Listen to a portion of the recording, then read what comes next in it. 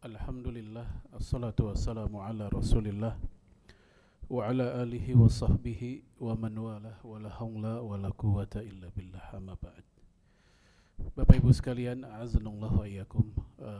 Pada hari ini kita telah memasuki pertengahan bulan Zulqa'dah, lebih sedikit. Dan ini merupakan salah satu di antara mawasimul hajj, musim haji. Al-hajju ashhuru ma'lumat.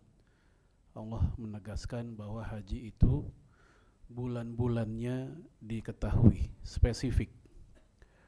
Imam Syafi'i mengatakan tabda'u min awwali Syawal hatta nihayatil ashir min Zilhijjah, yaitu dimulai sejak awal bulan Syawal, 1 Syawal yang lalu, di saat kita lebaran itu sudah masuk bulan-bulan haji, sampai 10 Zulhijjah.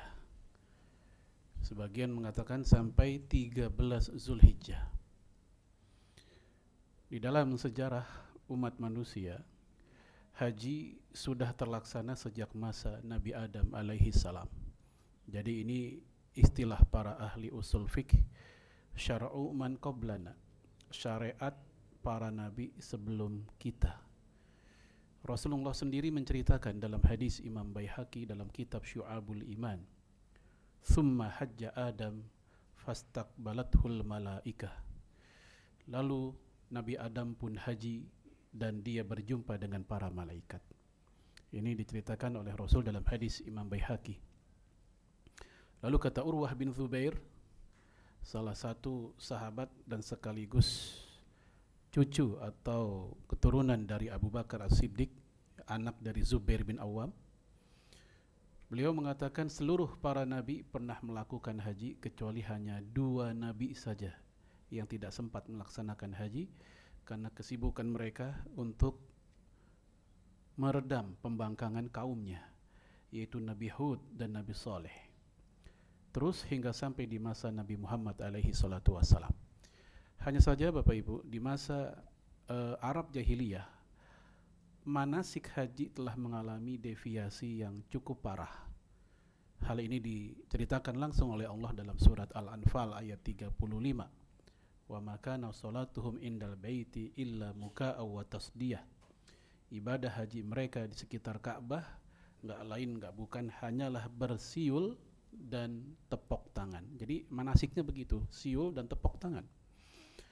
Lalu Ibnu Abbas seperti yang dikutip oleh Ibnu Katsir dalam tafsirnya mengomentari ayat tersebut mengatakan, kanat Quraisy tatufu bil bait uratan.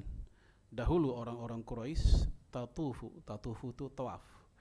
Ya, indal bait di sisi Baitullah uratan, secara telanjang bulat, bugil.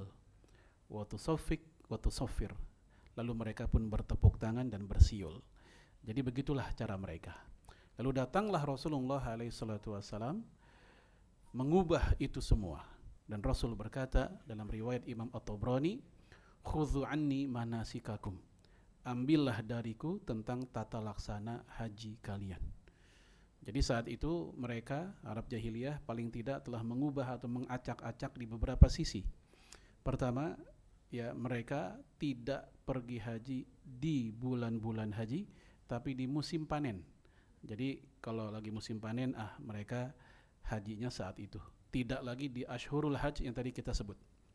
Yang kedua, wukufnya pun mereka enggak mau di Arafah. Mereka wukuf lebih suka di dekat kebun-kebun dekat mereka panen nanti. Ya, selain memang secara tata laksana sudah mereka ubah sedemikian rupa. Lalu datanglah Rasulullah mengubahnya. Di dalam sejarah Islam sendiri, haji ada beberapa versi sejarah kapan dia diwajibkan. Ada yang menyebut tahun ke-5 Hijriah, ada yang menyebut tahun ke-6, dan ini pendapat Imam Syafi'i. Ada pula yang menyebut tahun ke-9 dan tahun ke-10 berdekatan dengan haji itu sendiri, karena Rasul baru melaksanakan haji di tahun ke-10 Hijriah, yang dalam sejarah kita namakan dengan haji wada', haji perpisahan, haji pertama sekaligus haji yang terakhir. Nah, semoga Bapak Ibu semua yang hadir pada siang hari ini Allah mudahkan untuk bisa berangkat haji bersama keluarga tercinta.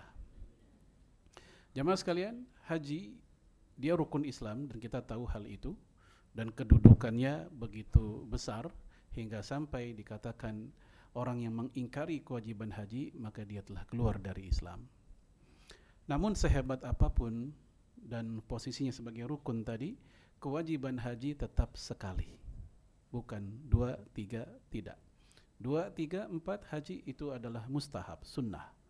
Said Sabiq mengatakan ajma'al ulama annal hajja la yatakarrar. Para ulama telah ijma' bahwa haji itu tidak dianjurkan diulang-ulang, berulang-ulang. Cukup sekali itu yang wajib. Dari mana dasarnya? Bukan hanya ijma' tapi dari Rasulullah sendiri. Ketika beliau sedang berkhutbah di hadapan para sahabat, ya ayyuhan nas, wahai manusia, innallaha ya'murukum an tahujju fahujju. Wahai manusia, Allah memerintahkan kalian untuk berangkat haji, maka hajilah kalian. Nah, belum melanjutkan khutbahnya, ada salah satu jamaah atau audiens yang memotong khutbah Rasulullah.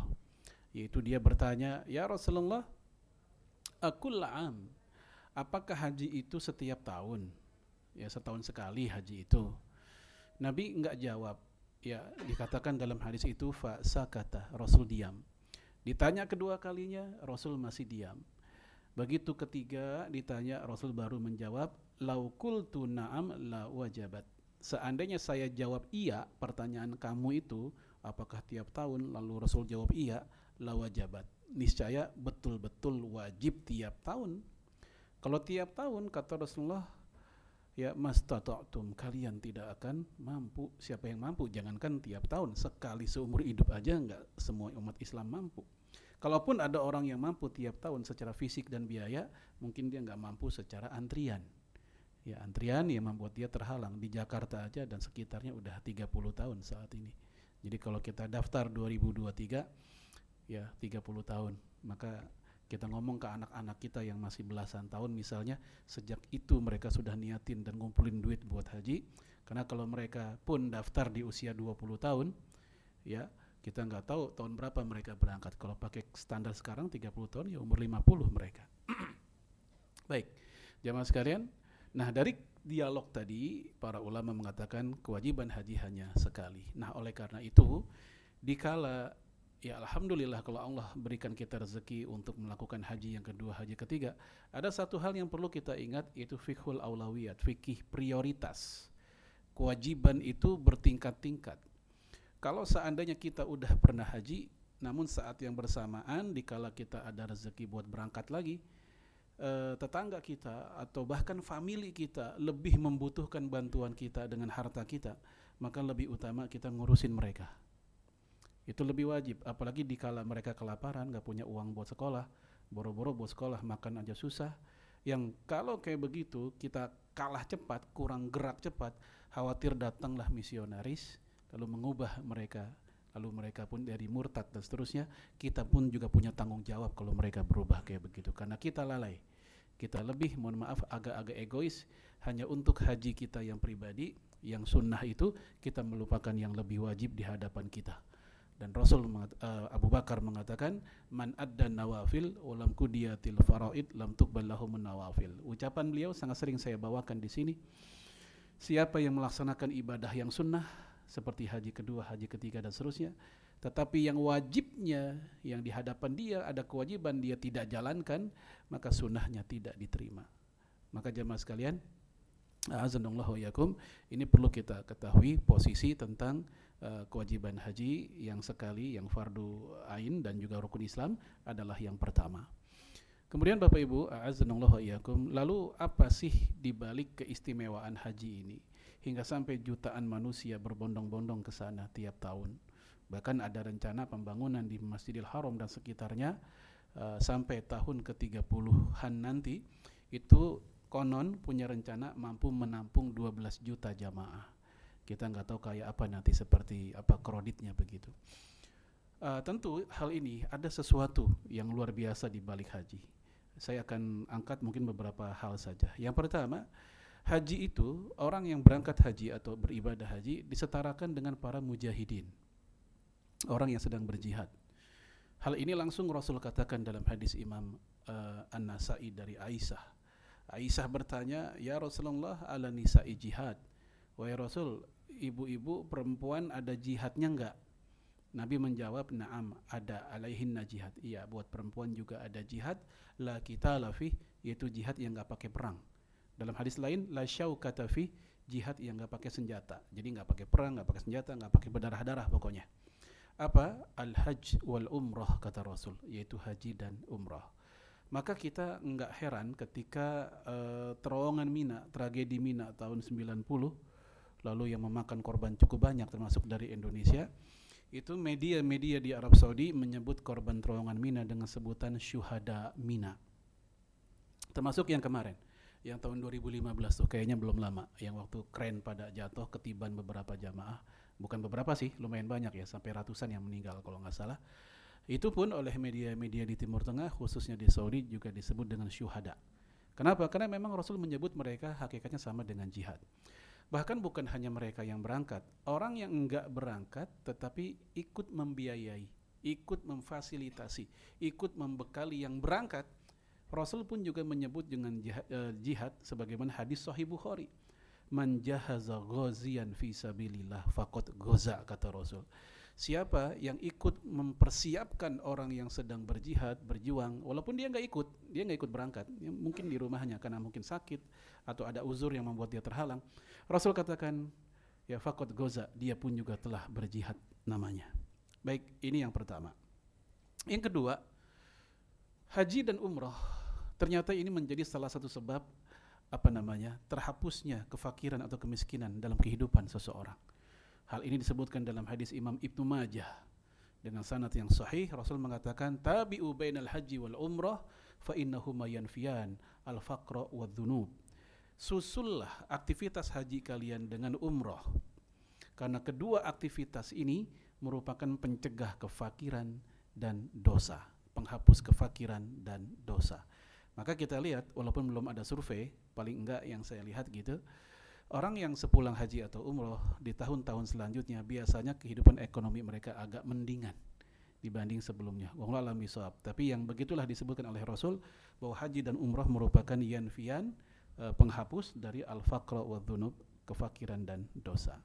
Walaupun ini ada dua makna seperti yang dijelaskan oleh Imam Al-Munawi, fakir secara hakiki dalam arti harta, yang kedua fakir secara ruhi, mentalitas. Yang ketiga, kita bahas tiga aja dalam masalah fadilahnya, yaitu masih di hadis yang sama lanjutannya. Rasul mengatakan, innal hajjah mabrurah laisa laha al jaza ilal jannah. Untuk haji yang mabrur tidak ada balasan baginya kecuali surga.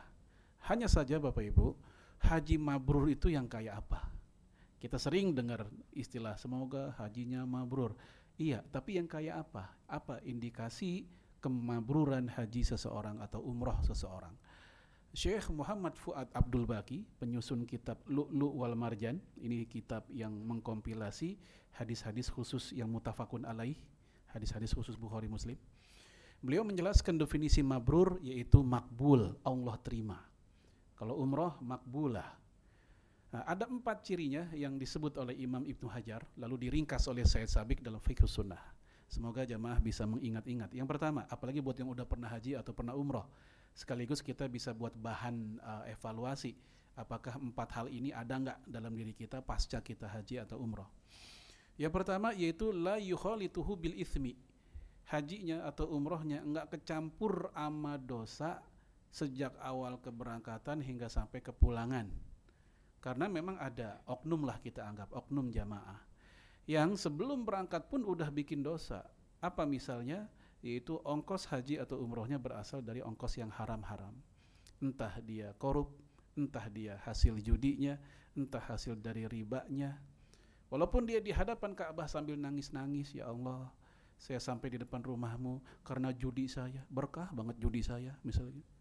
Ya, judi bisa berkah gitu, gara-gara kayak begitu. Nah yang kayak begini, kata para ulama kita, ini masuk kategori perusak kemabruran. Bahkan Imam Ahmad bin Hanbal mengatakan ongkos haji yang haram itu membuat hajinya batal. Bukan hanya sah namun tidak mabrur, tapi juga batal. Jadi ada 2 pendapat sebenarnya. Yang pertama mengatakan hajinya tetap sah namun berdosa. Ini pendapat jumhur, Imam Abu Hanifah, Imam Malik dan Imam Syafi'i. Ongkos yang haram membuat itu haji si pelakunya ya sah namun berdosa. Ya, saya Sabik mengatakan wa yujzi'u al-hajja bimalil harama. Ya, sahnya seorang yang berangkat haji dengan harta haram walakin ya'sam inda aktsaril ulama. Tetapi berdosa menurut mayoritas ulama. Apa alasannya? Kok tetap sah? Kan hartanya haram. Kata mereka, keabsahan sebuah aktivitas ibadah termasuk haji itu enggak difaktori oleh fasilitas atau ongkos, tapi difaktori oleh apakah rukun hajinya atau wajib hajinya sudah terlaksana atau belum. Contoh gampang buat analogi, ya kasus yang mirip misalnya sholat. Ada orang sholat udah madhab kiblat, udah wudu, udah nutup aurat, tempat sholat pun juga bersih dari najis. Kemudian dia pun sudah seluruh rukun sejak niat sampai salam udah dilakukan semua. Secara fikih sah nggak sholatnya? Sah. Ternyata pecinya boleh nyolong, kain sarungnya juga begitu. Nah ini urusan yang lain. Ini bagian dari apakah diterima sholatnya, itu bab yang lain. Keabsahan di atas kertas iya, tapi apakah Allah terima sholatnya, itu babnya yang lain. Nah sebagaimana haji juga demikian. Itu orang sudah full semua rukun haji dan syarat-syarat dan seterusnya sudah dilakukan, sah. Tapi dia berdosa karena la talbisul haqqo bil batil, jangan kalian campurkan antara hak dan batil. Hajinya hak, ongkosnya batil, dicampurin sama dia, ini dosa. Ini pendapat 3 ulama tadi, 3 imam. Adapun Imam Ahmad bin Hambal mengatakan la yujzi, tidak sah. Kemudian dikomentari oleh Sayyid Sabik wa huwal ashah, ini pendapat yang lebih sahih, lima jaa fi hadis sahih, karena ada dalil yang memperkuat pendapat yang kedua ini, yaitu Nabi mengatakan innallaha thayyib la yaqbalu illa thayyiba. Allah itu maha baik, tidak akan menerima kecuali dari yang baik-baik. Tidak menerima apanya? Ibadahnya dan status keabsahannya. Ini alasan yang kedua. Baik, ini yang pertama, yang ciri haji mabrur, hajinya enggak dicampur dengan dosa. Ada satu lagi yang unik, yaitu mohon maaf, manipulasi data. Itu pun juga terlarang. Seperti orang yang tinggal di daerah padat, Jabodetabek, atau mungkin beberapa tempat kayak di Sulawesi itu ada yang sampai antriannya udah 40-an tahun. Kalau di Malaysia 141 tahun. Bapak-bapak bisa cek aja di Google tuh, antrian haji Malaysia. Itu akan keluar 141 tahun. Itu tahun 2022, tahun lalu. Sekarang mungkin lebih lama lagi. Ya. Nah, kadang antrian kayak begitu itu bikin sebagian orang jadi hopeless gitu. Udah umroh aja. Kan gitu. Ya. Saran saya mah daftar saja. Lalu kita tawakal kepada Allah. Yang penting kita ada ikhtiar untuk tetap untuk melaksanakan rukun Islam yang kelima ini. Lalu kita tawakal. Karena bisa jadi di usia kita nanti 65 atau lebih, ternyata ada prioritas. Usia-usia lansia kan ada yang diprioritaskan. Semoga kita termasuk. Ya. Kalaupun akhirnya kita meninggal, sementara antrian masih lama, udah keburu wafat, jangan khawatir, insya Allah nilai hajinya kita udah dapat. Dari mana kita tahu? Dari hadis. Rasul mengatakan, man hamma bihasanatin falam ya'malha kutiba lahu bihasanatin kamilah. Siapa yang sudah berniat ingin melakukan kebaikan, bahkan ini bukan hanya niat, kita udah real, udah pakai daftar segala, udah ada aksi, bukan hanya niat. Lalu terhalang, nggak bisa menjalankan karena ada uzur, contoh kayak wafat begitu. Rasul mengatakan kutiba lahu bihasanatin kamilah, orang itu tetap mendapatkan nilai yang sempurna dari yang dia niatkan itu. Bahkan mungkin itu ongkos yang nggak jadi kita pakai karena kita wafat, bisa dipakai oleh ahli waris kita. Double jadinya, anak kita bisa yang berangkat begitu. Baik jemaah sekalian, ya ini penipuan data. Ya aslinya orang Depok, aslinya orang Bekasi, supaya nggak punya antrian panjang dia cari tuh Indonesia yang sepian.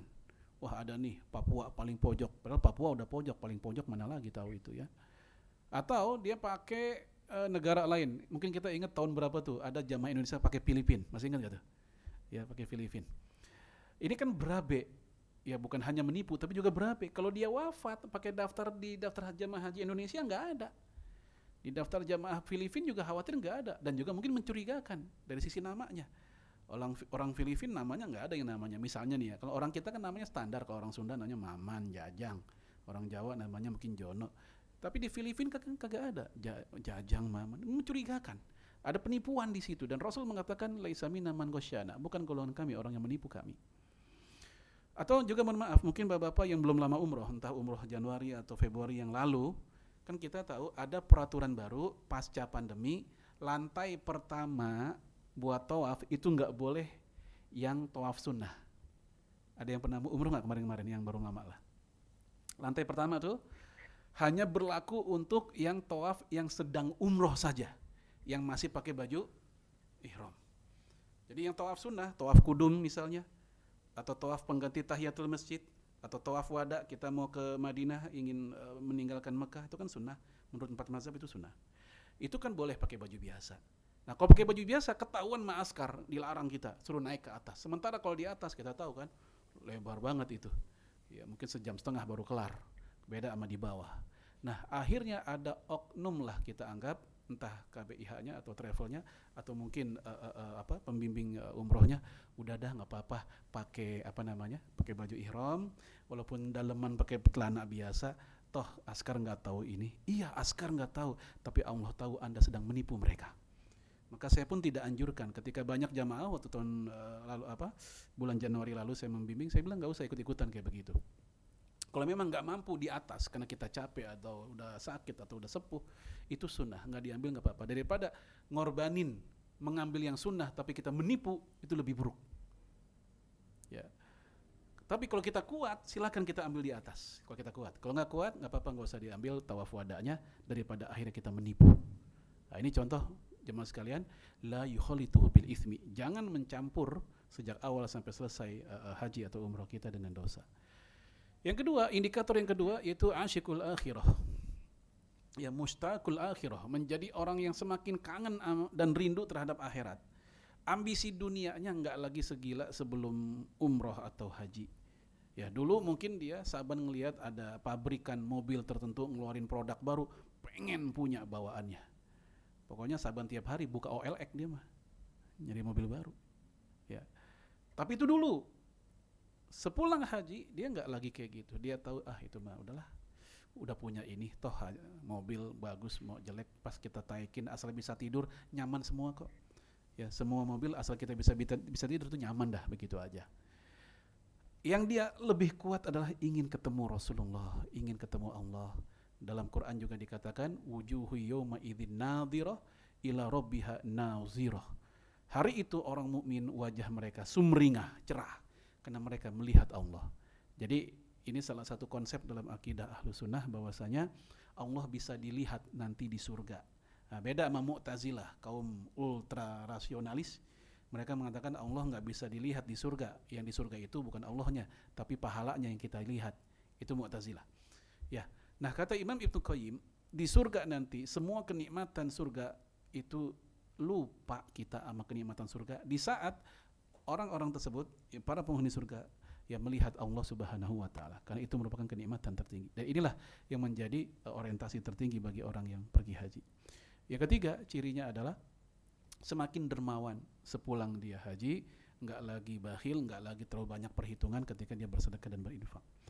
Yang keempat, saya ringkas, yaitu orang tersebut tata kramanya, lisannya, ucapannya semakin lemah lembut, enggak lagi kasar, ketus, ya dan seterusnya sepulang dia haji. Baik, ini 4 hal. Nah, sekali lagi 4 hal ini kita lihat apakah kita udah ngalamin atau belum.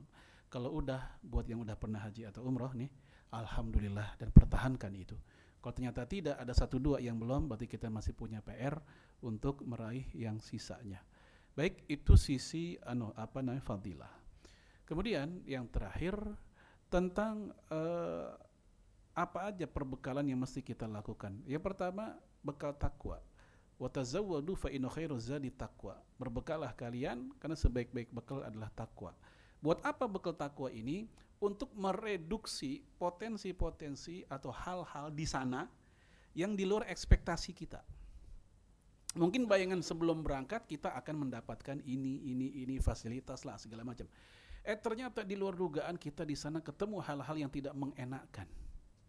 Mulai dari makanan misalnya.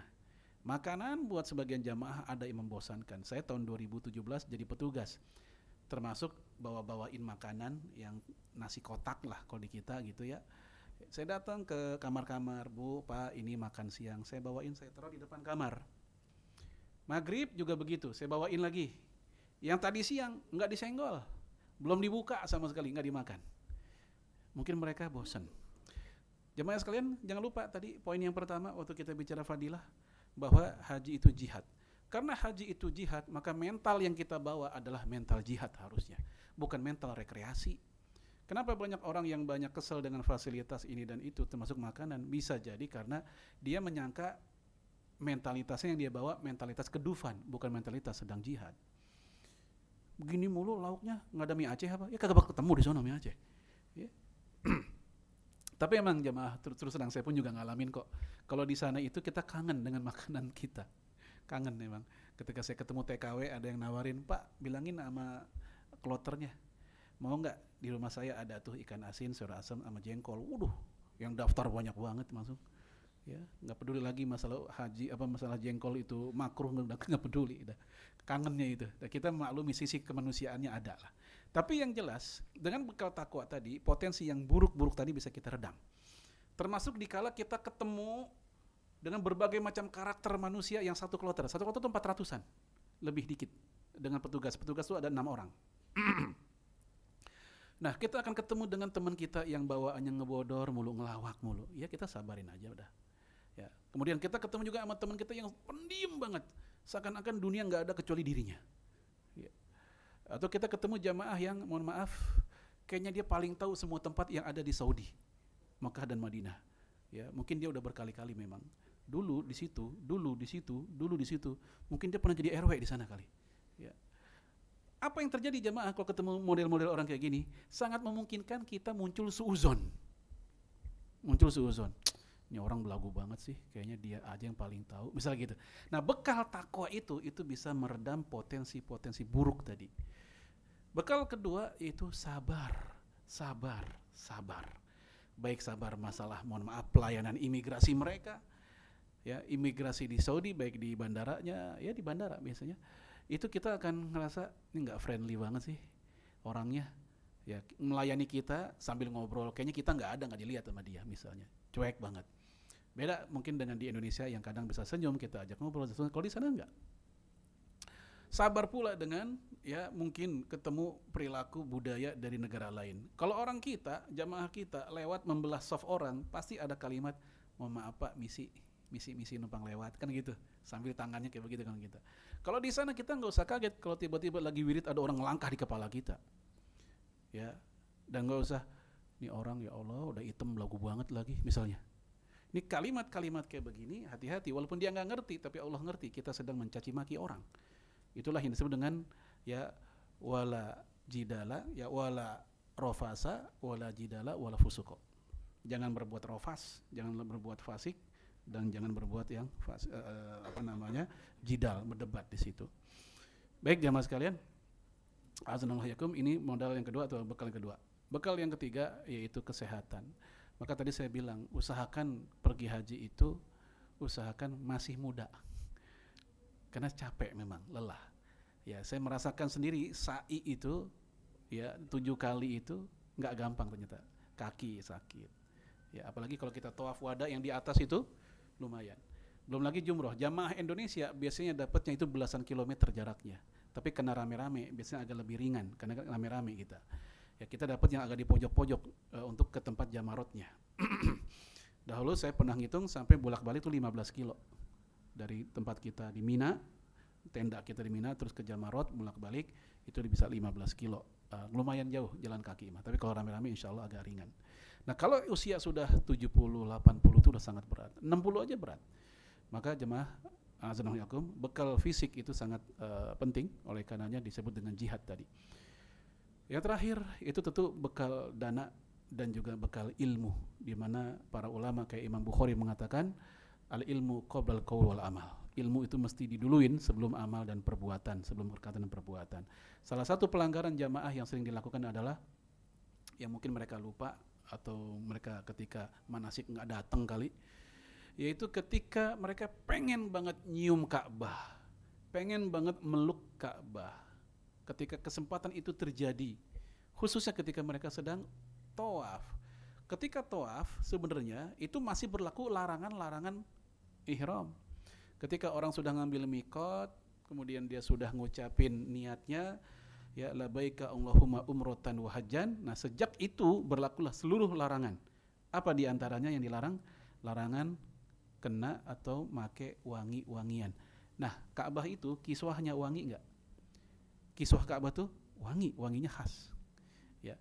Kalau ada orang yang dalam kondisi masih pakai ihram gitu dan masih terlarang pakai wangi-wangian, ya lalu dia mencium bahkan memeluknya sampai begitu, itu udah kena dam dia itu. Ini banyak jamaah yang mungkin nggak ngeh. Saya berharap semoga dia lupa. Kalau lupa kan dimaafkan. Atau mohon maaf, ya masih pakai baju ihram. Ketika wukuf, lagi wukuf nih, wukuf sambil zikir, sambil doa. Kadang ada masa-masa jeda kosong dia capek, ngobrol sama temennya. Sambil ngobrol ngapain? Nyabutin bulu kaki. Gimana kabar anak lo? Sehat? Ya bulu kaki yang di jempol tuh. Ya, atau kadang bulu hidung nyempil, ada ubannya misalnya dicabut. Itu larangan. Ya, kadang orang nyepelein padahal itu bagian dari larangan kena dam. Baik, itu contoh yang seringkali kita lupa. Tangan abis megang sesuatu baunya nggak enak, amis, boleh nggak ya cuci tangan pakai sabun? Sabun kan wangi, itu dihitung minyak wangi nggak? Terhitung sebagai ya tatoyabu minyak wangi atau bukan? Kalau kita menggunakan fatwa ulama Hambali, ulama resmi di Saudi, mazhabnya Hambali, mereka mengatakan sabun itu tidak masalah karena dia bukan parfum. Namun kata mereka, yang paling aman tetap tidak menggunakannya kecuali sabun-sabun yang tak beraroma wangi. Jadi mereka walaupun membolehkan, tetap mereka ngambil hati-hati karena para ulama yang lain di 3 mazhab yang lain mengatakan sabun pun tetap terlarang. Ya, karena faktor ada wanginya itu. Nah, ini kan informasi yang perlu diketahui oleh sebagian jamaah yang akan berangkat supaya dia tidak melanggar di situ. Baik, untuk badal haji, ya haji badal atau badal haji, dia telah mendapatkan rekomendasi dari Rasulullah alaihi salatu wassalam. Jadi buat jamaah nih yang besok berangkat, ya kemudian di masa-masa penantian hari haji, ya kan kalau gelombang pertama ke Madinah dulu, ya kemudian dia 8 hari setelah di Madinah ngambil arba'in biasanya langsung ke Mekah. Ke Mekah pun nggak langsung haji itu karena masih ada jeda beberapa hari sebelumnya. Nah, biasanya ada orang langsung umroh, ngambil umroh, itu namanya haji tamattu. Apa haji tamattu? Haji yang mendahulukan umroh dulu gitu sebelum hajinya. Nah, ceritanya dia pengen juga menghajikan kakek neneknya. Dulu pernah dia pengen haji tapi nggak ada dana. Boleh nggak kita yang menghajikan? Baik, ada beberapa hadis. Yang pertama hadis Imam Abu Daud, Imam Bukhari juga ada tentang seorang sahabat ketika ngambil mikot bersama Rasul ada di sampingnya. Itu sahabat berteriak atau berniatnya begini, labaik an syubrumah, labaik untuk syubrumah. Rasul nanya, man syubrumah? Syubrumah itu siapa? Dia menjawab, li akhun wali qoribun. Syubrumah itu dia saudara dan teman saya. Dia udah meninggal nih. Syubrumah udah meninggal. Lalu Nabi nanya lagi, hajjajta, kamu udah haji belum? Kamu sendiri udah haji belum? Dia menjawab, la, belum, saya belum haji. Lalu kata Rasul, hujja an nafsik, thumma hujja an syubrumah. Haji dulu untukmu, baru kemudian haji untuk syubrumah. Nah, hadis ini menunjukkan membadalkan haji orang yang udah meninggal boleh. Rasul yang langsung mengizinkan. Hanya saja syaratnya orang yang menjadi pembadalnya, yang menjadi praktisi manasiknya, syaratnya dia juga harus sudah haji. Berbeda dengan sekedar ngongkosin. Kalau ngongkosin enggak disyaratkan harus sudah haji. Contoh, misal anak kita mahasiswa ikut olimpiade dapat hadiah ratusan juta. Dia belum haji, belum umroh tuh anak. Nah, tapi dia tahu ada saudaranya yang pengen haji atau umroh. Nah, dia mengongkoskan saja. Ini enggak disyaratkan dia harus sudah haji atau umroh. Berbeda dengan yang langsung menjadi praktisinya. Dan jamaah sekalian, untuk badal ini bukan hanya berlaku buat orang yang udah meninggal, tapi juga berlaku untuk orang yang belum meninggal tapi udah sepuh banget atau udah sakit-sakitan dan nggak bisa melaksanakan seorang diri dengan fisiknya. Dari mana dalilnya? Hadis yang lain, riwayat Imam Ibnu Majah tentang seorang wanita. Ya Rasulullah, inna abi syekhun kabir. Kata si wanita itu, ya Rasul, bapak saya udah syekhun kabir, syekh yang tua, bukan syekh yang gede kabir, tapi maksudnya aki-aki lah gitu. Wa huwa la yastati al-hajja wal umrata wa za'na bapak saya udah nggak mampu haji, umroh, zona itu perjalanan jauh. Lalu kata Rasul, hujja an abik wa'tamir. Hajilah untuk ayahmu dan umrohlah. Nah, jadi Rasul tahu bapaknya masih hidup, cuma udah nggak mampu. Tapi Rasul mengatakan hajilah untuk ayahmu dan umrohlah untuk dia. Ini dalil yang sangat kuat tentang badal haji juga atau badal umroh juga boleh, bukan hanya untuk orang yang sudah wafat, tapi juga untuk orang yang masih hidup tetapi sudah tidak mampu secara fisik melaksanakannya. Walam bisawab, itu dulu tentang tema ini. Semoga Bapak Ibu yang akan berangkat tahun ini baik haji atau umroh memiliki perbekalan secara lengkap, baik fikriyah, rohiyah, dan jasadiyah, tentunya maliyah. Barangkali ada diskusi, kalau memang ada waktu, silakan kalau memang ada yang ditanyakan. Ya. Assalamualaikum warahmatullahi wabarakatuh. Waalaikumsalam warahmatullahi wabarakatuh. Mungkin ada beberapa pertanyaan, Ustaz. Yang pertama, mungkin ketika waktu kita mendaftar awal, mungkin menggunakan harta yang mungkin ada yang meragukan. Nah, ketika kita mau mengganti atau membersihkan waktu pendaftar uang yang kita pakai untuk pendaftaran itu, kira-kira caranya bagaimana, Ustaz? Kemudian yang kedua, tentang yang pelaksanaan haji yang akhir-akhir ini menggunakan alat seperti sepeda listrik ataupun skutik ya. Ya. Itu hukumnya bagaimana, Ustaz? Kalau untuk Ya, jazakallahu khairan. Untuk ongkos haji, misal waktu kita daftar buat ngambil porsi, ya anggaplah dulu kita masih belum paham misalnya ya, kecampur antara yang halal dan haram lah, atau remeng-remeng syubhat di situ. Kemudian karena sambil penantian belasan tahun ngantri, kita pun juga berubah kan. Kita ngeh, aduh dulu uang pendaftaran saya ada yang kagak beres tuh. Nah, sekarang gimana tobatnya? Syekh Muhammad Shalih Al-Munajjid mengatakan, kalau memang itu nggak bisa lagi diambil, kan nggak bisa lagi diambil kan? Ya hakikatnya kan ya udah udah jadi milik negara sebenarnya, sudah masuk kas mereka. Maka taubat kita adalah nanti pas pelunasan, jelas jangan pakai yang itu lagi, harus pakai yang pasti halalnya. Kemudian banyak-banyak sedekah, kata beliau rahimahullah, banyak-banyak sedekah itu salah satu cara untuk menghapuskannya. Dari mana dalilnya? Yaitu Al-Quran. Innal hasanat yudhibnas sayyiat. Kebaikan-kebaikan yang kita lakukan menghapuskan keburukan-keburukan yang sebelumnya kita lakukan. Itu yang pertama. Yang kedua, tentang alat. Alat itu sama sekali nggak ada masalah berdasarkan hadis dari Ibnu Mas'ud bahwa di masa Rasul sendiri ada sahabat Nabi yang ketika tawaf itu sakit lalu digotong, ditandu. Nah, tandu tentu kan alat yang sangat sederhana di zaman itu, tapi sebagai alat. Ini buat mereka yang sakit atau udah nggak bisa jalan lah. Zaman sekarang alat tentu berubah. Ada yang mungkin dulu pernah pakai onta, pakai apa, sekarang pakai skutik di sana. Itu nggak ada masalah. Baik di mana? Di sa'i biasanya tuh di lantai 3 atau 4 tuh pakai skutik biasanya. Kalau yang di bawah masih pakai dorong. Kalau di bawah tuh, ya kan, nyewa gitu. Kalau di lantai pertama toaf biasanya hanya kursi dorong saja. Untuk yang di situ saya belum pernah lihat skutik. Kalau di situ skutik saya hanya lihat di tempat sa'i saja. Itu nggak ada masalah. Wallahu a'lam. Ya. Cukup sudah? Baik, kalau nggak ada lagi kita akhiri dengan hamdalah dan kafaratul majelis.